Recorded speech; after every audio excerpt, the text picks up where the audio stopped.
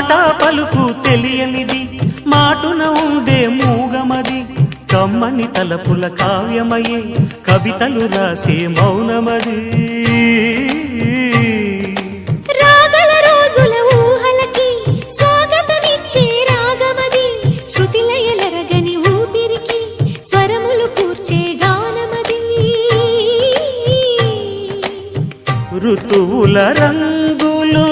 మార్చేది కల్పన కలిగిన మది భావం బ్రతుకును పాటగా మలిచేది మనసున కదిలి